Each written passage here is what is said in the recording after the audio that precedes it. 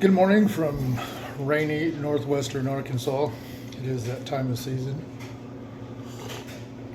So far the rain's coming down perfectly. It's not so much that it just floods and runs off and doesn't soak into the earth. It's been spread out and slow steady rains here and there that is just so perfect for everything. Anyways, besides the weather report, I want to try something new. Of course, I prefer doing these videos like spontaneous, to record myself, to hear myself talking, to hear myself thinking, see how I process things, to see how I acknowledge things, see how I approach things, see how I process things. But anyways, it's morning time, working a night shift gig now, and it's almost noon, and right now is my morning. I haven't done my morning rituals yet, all of them per se, as in writing and gratitude journal and stuff, but I wanted to try something fresh, to look at some new notes that I just fleshed out. Well, actually, it's an old subject I've been doing for several years now, pretty much every day. And I mean, like literally every day, at least a couple of minutes. And it's looking like it's come down to this. I think it's finally winded down to just the very essence of it. I think it's finally winded down to just a handful of things. And over these years, since 2018, when I started this journey and started really trying to figure this thing out, and going through a few books here and there about, mental disorders, post-traumatic stress disorders, and all that stuff, it's like I felt like there was something really that I wasn't really seeing about the whole thing. And yeah, there's a lot of different ways of looking at it. There's like an infinity of ways to look at it. So many different angles to look at this thing. And depending on which angle you arrive at it, which road you go through to get to it, that will be what it will be called. Whether it be called depression or, emotional immaturity or depression. I mean, the list can go on and on and on. You can have 20, 30 different things, and they're all very legit and very real. However, it's like I finally came to a place where I do believe I started asking myself and my artificial intelligence machine the right questions. Or let's say not maybe the right questions, but let's say better questions. And the reason being is because these 2 years I finally started practicing. I finally got to a point to where I could be totally sober. And when I mean sober, I mean very sober. I'm talking like no antidepressants, no pain pills, no nothing, no smoking weed to sleep at night. However, I do believe those are great tools, and I do believe if a person is in recovery or even not in recovery, and a doctor tells them that they need to use those tools, please do without no guilt or no shame. Because I do, I will, and I am, if need be. But anyways, we'll look at these, what I call the four corners.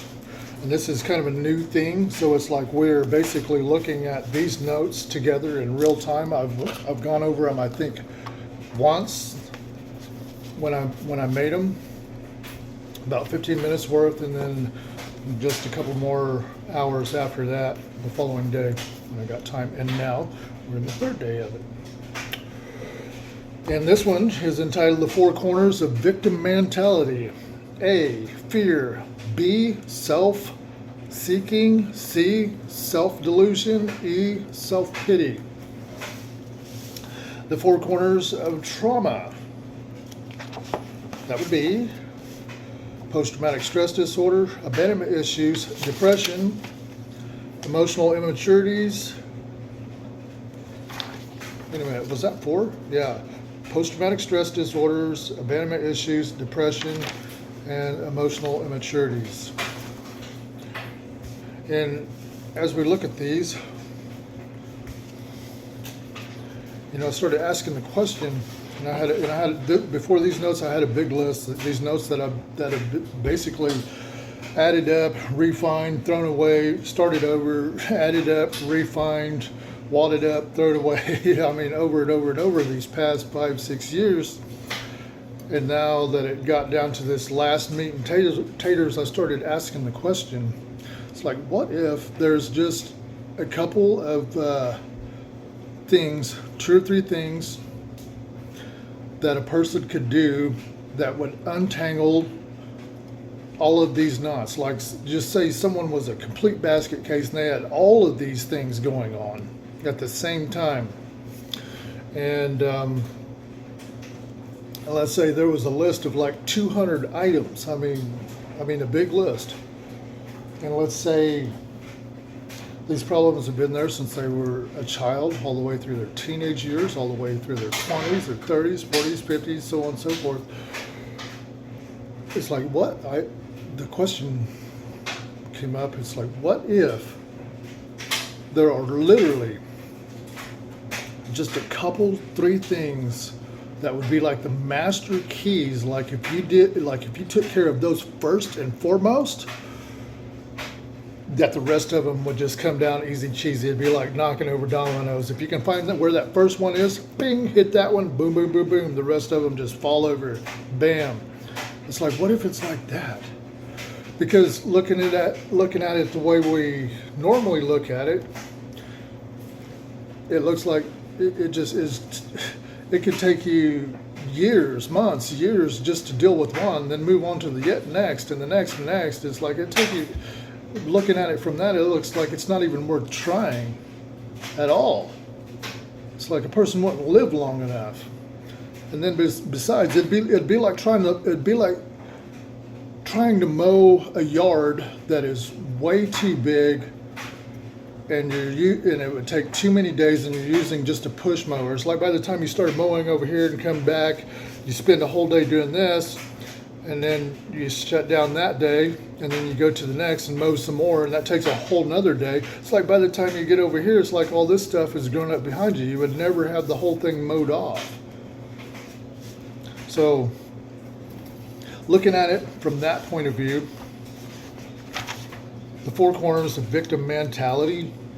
Let's look at some of these things of victim mentality. The 4 things that I believe that perpetuate victim mentality, that must be there, that are under the subconscious. It's like, see, victim mentality, we can pretty much see that in other people, or we can vaguely know that they're in that, but it's not so easy to see in ourselves, especially if we've been around people that live in that, stay in that, and be in that, and have been for years. And at this point, I'm not even talking about alcoholics and addicts. There's plenty of people that don't even use drugs and alcohol that live in that also. So the 4 corners of victim mentality: fear, self-delusion, self-seeking, and self-pity. Those things going on, it just perpetuates itself over and over and over and over, keeps that victim mentality going. It's like, if that goes too many months, too many years in a row, it's like a person just naturally lives into this place of a pessimistic attitude, a negative attitude. I mean, even their ways of joking are nihilistic, that kind. And this other one, this is the one that really gets me so much. I mean, when I first discovered this a few years back, well, it was like 5 years ago, when I realized that I'd suffered from emotional immaturities, and at that time I believed that was the main taproot, but I couldn't prove it. And studying it and researching it, and when I say it, I'm talking about myself, my life, everything I've been through as far back as I can remember, all the way back to 2 years old, all the way up, and just really, really digging to find this. And even when I first started that, I would go to the old foundation where the house was that I lived in with the family when I was a little kid, when I was like 2 years old, 3 years old, 4 years old. And the old house, it wasn't there anymore, it was just an old foundation. And I'd go there and stand on that foundation, and I would meditate, and I would say, what happened or what was going on that could have possibly caused some type of trauma or some type of mental disorder or some type of emotional disorders. And I would go there and I would meditate on that. And I did that several days in a row, and nothing was really coming up. Of course, I was kind of having a few memories come up that was kind of cool, childhood. But there was two incidents that came up. There were two items that came up on two different occasions, and I was like, "Have it in." It's like there it is. It's like there's a couple of clues right there that would have triggered that off. Because at that young age, it's like I was in the, I guess you could call it the theta state of brain development and intellect and emotional development. And anyone who grows up in an environment that's toxic, unstable, unhealthy parents running the show, unhealthy argumentation, all that stuff, and being around that and not knowing what's what, and it makes like a mild form of trauma, and it puts the children in a survival mode. And if they're stuck in that survival mode, and especially if they stay that way till they're like all the way through 3, 5, 6, 7, 8 years old, that's where the end of the theta stage is, to where it's like that's where your mind is gathering all the stuff to go into your subconscious to form all your beliefs, that you base everything off of that.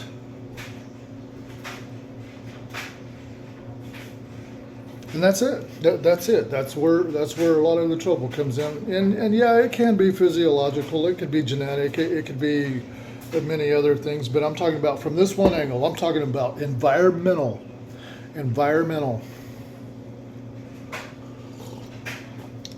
So anyways, to make a long story short, as I studied into that, I had realized it's like I'd come to a point where I thought that I was stuck at a certain level, and that to be sober would just not be worth it. It's like it would be better just to be drunk and high all the time, and at least that way I could partway enjoy it. And yeah, it would inevitably end in desolation and just utter despair and what do you call it? The annihilation of anything wholesome in life. Yeah, I knew that's what it does to live in that kind of hedonistic lifestyle daily. But I accepted that as my lot. But I thought I was going to go ahead and continue studying every day, because I'd already made the decision to myself on September 15th, 2017, that I was going to figure out how to live into some kind of success. Meaning, I chose that I would live the rest of my life without ever killing myself. Period. That's what it was. Cut and dry. I'd come to that place. But anyways, to make a long story short, a couple of years went by. I continued writing. I continued researching, and it became more and more of a gauntlet. More and more of a gauntlet. And the people I worked with and the small teams I'd put together was going good for a little bit. But of course, my emotional instabilities and my inconsistency of being drunk and high, and the way I perceived things through that lens, were magnifying those victim mentalities and the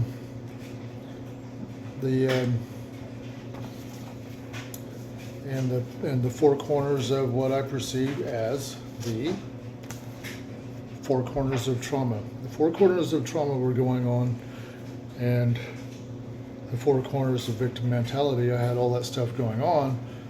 And of course, staying drunk and high every day, I wasn't processing things out. They were all suppressed. Anyways, make a long story short, a lot of self-sabotage, just like I had always through my life. Finally, lo and behold, well, there's 15 minutes, dang. Lo and behold, I'd come to a place where at the end of 2022, 2021. That year, I was growing some weed, and I was experimenting with some bonsai plants. Well, they're not bonsai plants; they're pot plants. And if you take the seeds, if you deliberately mess up the germination stage, you deliberately mess up the germination stage and the starter stage. If you do that, you mess up those first stages, that first couple 3 weeks of getting it started. It will be stunted, and it'll just be a little bitty plant. And it will go into full bloom, we're given enough time, and you can keep it in a pot and just have it on a shelf. And, as you water it, it's like the roots have become exposed, and you can put little rocks in it. And it's just a real cool little thing to look at. But anyways, I started experimenting with these root things that you could add to amplify your roots to make your plants healthier. And basically what it is it's roots of its own kind. It's roots that you naturally find out in the woods or whatever that grow in Mother Earth that will actually connect roots to other roots, to plants and trees and stuff like that. And where that thrives, it can really make things really healthy. Okay, now having said that, I thought, I wonder if I could bring these bonsai plants, these stunted plants, out of that and get them to go ahead and grow up to their regular size. But after several months of that, I found out it's like you take them out of that, you put that stuff on there in the soil, you put it in a bigger pot, a lot bigger pot, and get its life cycle going on as if you were doing it like into a veg cycle. And it will actually grow. It won't grow to like if it was naturally known to be a 6 or 8 foot tall plant. It won't do that, but it'll sure as hell get going good in that direction. And that one day I was sitting there and I was looking at that plant, and it had grown up to about 3.5, 4 foot tall at that time. And I was sitting there and I was wondering, I was like, well, I wonder if the human psyche is like that. I wonder if our minds would actually, like in my case, the emotional immaturities, and I was fully aware of that. That's what I was stuck in. And I was sitting there drinking that beer, and I was sitting there looking at that, and I was thinking, I wonder if the human psyche is like that. I wonder if we could put some kind of roots, so to speak, take our little stunted minds, our little emotional immaturities, and add some other roots, some outside thing, and then have it expand. Anyways, I started writing on that right away. That was at the end of 2022. Also, it was right at the time of the release of ChatGPT, and I discovered that. By discovering that, it sparked a hope in me. It sparked a fire in me, a new fire. It rekindled a fire in me. And I continued doing the shenanigans I was doing for the next couple of days, but it's like I already knew. It's like, you know what? I'm going to draw out a plan. I started drawing out a recovery plan. I started getting some numbers and calling these numbers, and started pinpointing some exact locations with some exact people and some exact contacts, and just started building a network. Started reaching out. And at that time, I was positioned to where I had no vehicle. Life was a big train wreck for the most part, and it's like the nearest meeting was right at 10 miles away, and the nearest person to take me to that meeting was several miles away from me, which means he would practically have to double his mileage. But anyways, to make a long story short, I found one person that could give me rides to meetings whenever they went, as long as I was calling and checking. But if I didn't call and check, they wouldn't come out and get me. But if I called and let them know, it's like, hey, is it convenient or not, a problem for you to come get me or whatever. But anyways, that's how I started building it. And I started approaching it from a completely different angle. And I wrote out a list. and I made a commitment to myself that I was going to look at everything in ways I've never looked at it. I was going to try to think about things that I've never thought about in ways I've never thought about them. I was going to try to do things in a manner that I've never done them before. I was going to work the 12 steps in ways that I've never worked before. Because throughout the years, I've been in and out of those kind of programs and work them to a certain degree. And it always worked, and it always works to a certain degree. But for me, I wasn't clearing the slate. I would always start out working the program as the early teenage years up, and the people I'd worked with, they somehow, I guess they must have done the same thing too, because otherwise they wouldn't have let me get away with that. It's like there was an entire childhood there that needed to be addressed, that was not addressed. So lo and behold, this time, now, it's more than doable. It's more than good, and it's better than any other time. Yeah, there was one time in my life I actually had 9 years in the program, and it did have some highlights to it. I'm not going to say it was all bad. I'm not going to say I was on a total dry drunk like what they talk about, a person who is not happy but lie and say they are. And then behind closed doors, they're like a basket case and unhappy. That. Of course, that's a whole nother subject that happens to people who are not even alcoholics. So anyways, back to what we were talking about at the very, very first of this. It's like, what if there was a couple of 3 things that could be the master keys? And I started working my my artificial intelligence, my ChatGPT. I started working that over it a couple, 3 days. And then it came down to basically 3 things. Checked it, double checked it, triple checked it. It's like, yeah, if you do these 3, attack it from these 3 things first and foremost. And it's like, oh my God. And it's like I was kind of doing this subconscious, accidentally anyway, these past couple of years. Because hence, trying to do things in a different way, in a different manner. Trying to get results that I never got. Trying to find a success I've never succeeded in. Trying to understand failure in ways I've never understood failure. And it comes down to these 2 things. 3 things. The one, of course, the emotional immaturities, because the emotional immaturities perpetuate the 4 corners of the victim mentality, the fear, the self-delusion, the self-seeking, the self-pity. It perpetuates all that. It's like that's its bread and butter. And also the same thing with the 4 corners of trauma. The post-traumatic stress disorders, the abandonment issues, the depression, and the emotional immaturities, those being the 4 corners. That emotional immaturities, that perpetuates all of those. That perpetuates the 4 corners that make the foundation that is trauma. And the 4 corners of victim mentality, the fear, self-delusion, self-seeking, self-pity, the emotional immaturities is what really perpetuates that.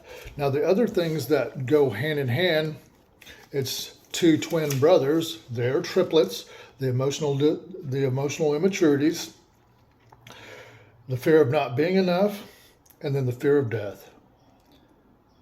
Those 3 guys right there. Yeah. It's like when I looked at this, it's like I was excited. I wanted to jump on YouTube and put this video up immediately. And it's like, nah, I better take it and look at it. And I took it to a friend of mine that was also in the program and kind of ran it by him. And he didn't have a lot to say about it. But anyways, fear. Fear, the fear of death, the fear of not being enough, and emotional immaturities. But if it came down to it, if a person really wanted to cover some serious ground and get results immediately, and I mean immediately, and this is the kind of decision where it's like as soon as you see it, you start doing it. You don't be like, oh, that's awesome, that's cool. I'm going to get a pen and paper and I'll start working on that tomorrow. No, this is something that as soon as you see it, that pen hits the paper immediately and you start taking notes. Because if you see it in it all and you don't act on it, then I could almost guarantee without a shadow of a doubt that you would go deeper into self delusion, deeper into self seeking. Your whole life would go deeper into blaming and fault finding, and you'd become just the ultra victim mentality type person. You would become you would just be stuck in victim mentality, and it would all be everybody's fault. It would be God's fault, and even though you wouldn't be saying it, that's how the feelings would come up inside you, because that's how subconscious beliefs and criteria speak to us. It speaks to us through feelings, and then we get those feelings, and then we act on those feelings. Notice how I didn't say it comes up as words in our mind.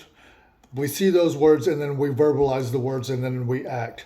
No, it's a subconscious thing. See, that's the tricky thing right there. It's a tricky rascal because it's going by feelings. It's going by our emotions that come up and then we act accordingly to that. And that's how it flies under the radar. That's how it goes into the subconscious. That's why it's called subconscious. It's below conscious level. Once you start getting into that, once you start really starting to see how well you're handling your emotions and practicing that, you'll start seeing that your life has been ate up with it your whole life, ever since childhood. And once you start seeing that, you'll start realizing it's like your emotions, it's like all these eight things that perpetuate these four corners, this foundation and that foundation, that make that pillar, that make that archway, that just leads into that keystone that is just failure, failure, failure.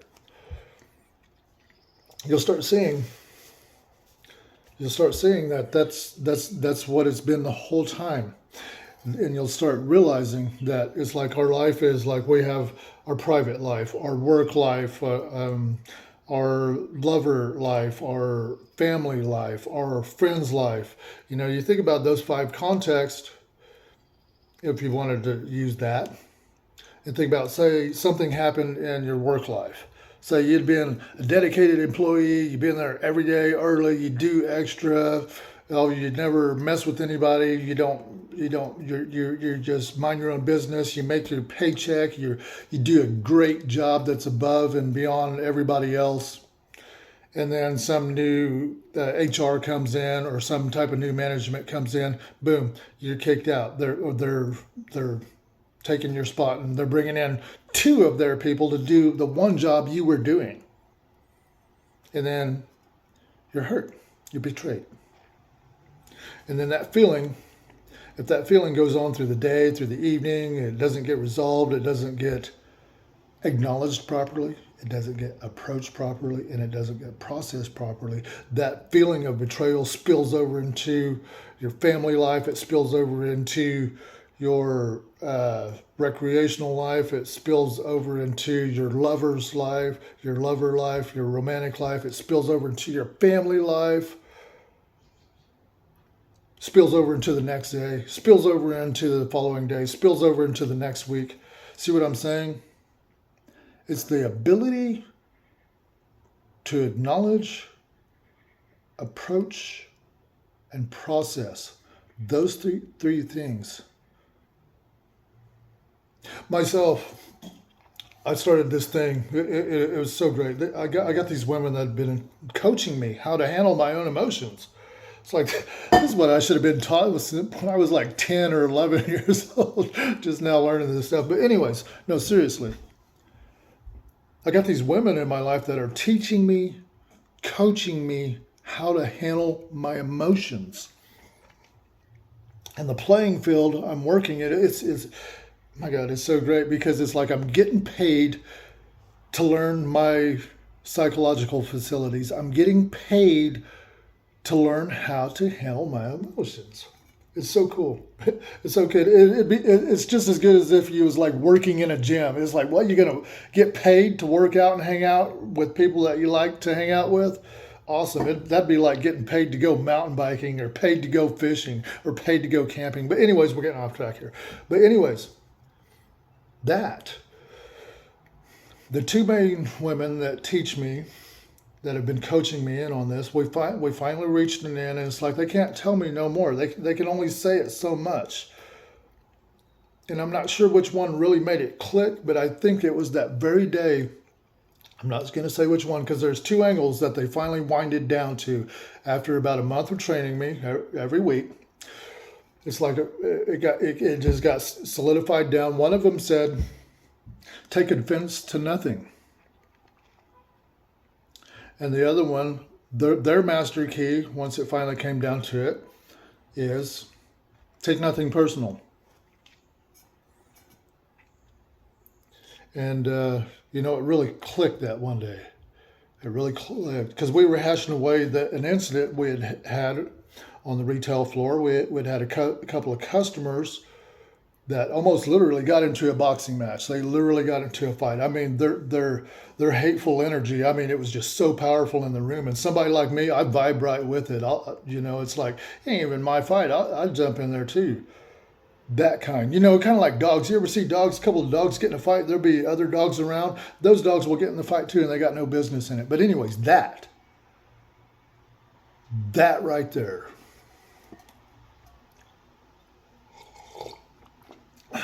We're hashing through that item. And then another item was talking about, when you get jammed up and you're by yourself and you got no one to help you, and you've got 20 customers and say 2 or 3 or 4 of them are disgruntled at the same time. It's like then you got to get into crowd control. You got to help them navigate their emotions, all the while, first and foremost, you cannot do that unless you can handle your own emotions. Because if you get caught up in any of their stuff, if you take any of it personal, if you get offended by any of it, and that feeling of defense, that feeling comes up inside you, that fight, flight, or freeze, any of those happen, boom, your analytical mind is gone. You will not be able to process money. You will not be able to see this next step, and you will have to get on the radio and be like, hey, I got a situation down here. Could someone come from the main store and get over here? And see, that's what you don't want to do. You want to be able to handle the situations, have it go over smooth, and help people. That's the thing. You want to help them. Maybe not solve their problems for them, but help them directionally, and that leaves something with them. When they walk out that door, when there was no winners, there was no losers. It was just a thing where our emotions got high, their emotions got high, people raised voices, people started nitpicking each other of who's doing what, or who's being rude, or who's an inconsiderate person because they didn't pull their vehicle up so the next person could pump gas. All these people are in a hurry. It's a high traffic area, the way this fuel station, it's a gas station is what it is. It's a fuel station. It's positioned in between two towns where they overlap, right there where the boundaries are. It's positioned right there. And the way it's positioned off the highway there and those other roads that come in, it's just a perfect place for everybody to get gas and grab a snack. So you got all these people, all these personalities, you got all these emotions to deal with. But you can't deal with it until you master your own emotions. And I don't think anybody ever will get perfect at it, but it's like for me, the new mark is I have set to be offended by nothing in life. And it's like when I heard that, it's like it clicked with me. It just freaking clicked. Not get offended, but not get offended to anything in life. And it's like that gave me a new light to where I could see. It's like a thing that I'd taken on. It was Jocko Willink's book. I think I come across that. I want to say the end of 2019. That was a revelation for me. Extreme ownership. It's like own all of your life. Everything that happens to you, whether it was done justly or unjustly, or whether it was fair or not fair, whether you brought it on yourself or whether you was completely innocent, own it to rectify it and to fix it and to do it, and try to do it without being grudgingly about it. See, that's what I'd been living by, but it's like this was almost like a reiteration of it, and a mitigation of it, reiteration. Anyways, it was like a whole new refresher course. It made everything new. And this time I'm running on this new hope. It's like I am truly working on being truly healthy in heart, mind, body, and soul. I no longer have to use liquor all day, every day, sun up, sun down, sneaking around doing that to get through my days. I no longer have to get annihilated at night to sleep, on some high end weed consistently. Sometimes, medication is meant to be used sometimes, and sometimes you got to use it consistently for a while. But the way I was doing it, there wasn't no hope in that. But the hope is emotional management. And it's like there's a game plan there, to make a game plan, to have some understanding, to see some things. And it's like these couple of folders that I've got laying before you, this is 7 years of work right here. This is literally 7 years of work. I've got other folders that pertain to this about, self-reconciliation, forgiveness, and things like that, because that was another thing, hacking away at that. But it's like, if it comes down to this, it's like this eliminates a lot of that excess work in that. And that, my friend, is liberating.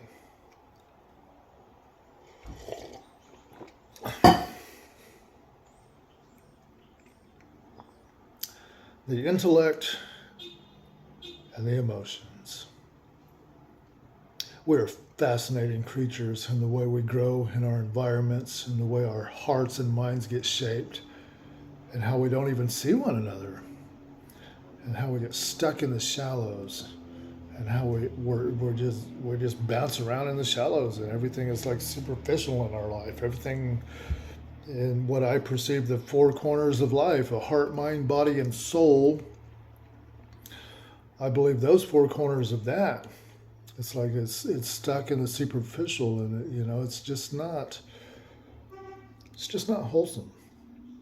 There's nothing whole about it. It's not integrity. It's definitely not excellent.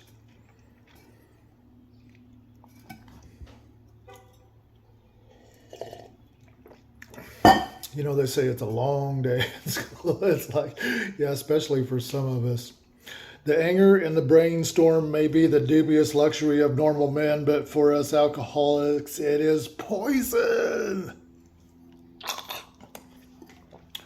And that is so true. So true.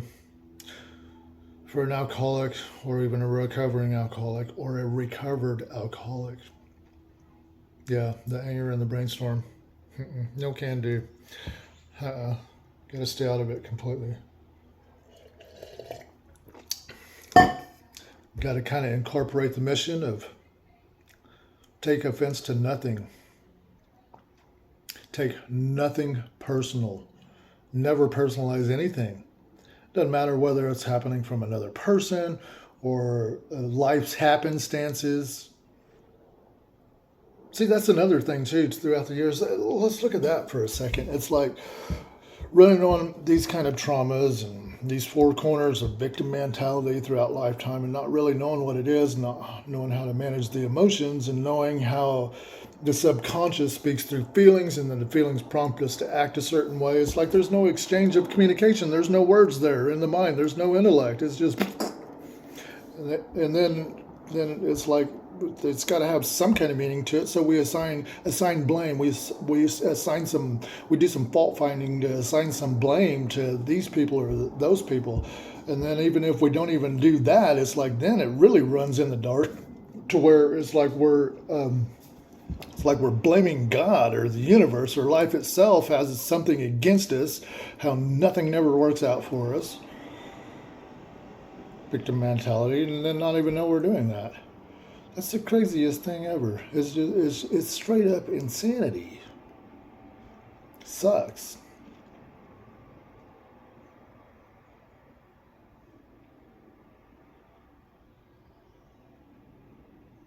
But you know what's really trippy though? It's like once the light starts to really come on and a person starts really putting together a little game plan and a couple of things, just a couple of things they can hold in their mind every day that they can go by, a couple of guidelines to know if they're on the beam or off the beam. It's like all these wasted years and failed relationships, it don't matter anymore. It's like it doesn't matter. It's like life starts today. Go to sleep, wake up tomorrow, your life starts tomorrow. But it's right now. We're always in the now. Not working on it tomorrow, looking at it today. Hacking away at it today, hacking away at it now. What are you becoming? What are you becoming? Yeah, that's another one of my most favorite things that just hit me right between the eyes. Seems like every year there's a couple, three things that hit me right between the eyes that are just like revelation. It was Jim Rohn. I listened to a lot of that guy's stuff on YouTube. But anyways, that guy, he said, it's not about what you're getting or the money you're making. It's what are you becoming? Who are you becoming? What are you becoming? That's it. What are you becoming? Are you growing in the right direction? Are you growing and developing in the way you want to grow? Is there some pruning that needs to be done? Is there some shaping that needs to be done? Is there some pH tests you need to do on your soil? Do you need to run some soil samples and see what your nutrients are? You need to see what your NPKs are. It goes into a lot of things. And that's how our lives are. Our life is a garden. Dig it. Anyways, have a good one. See you in the funny papers.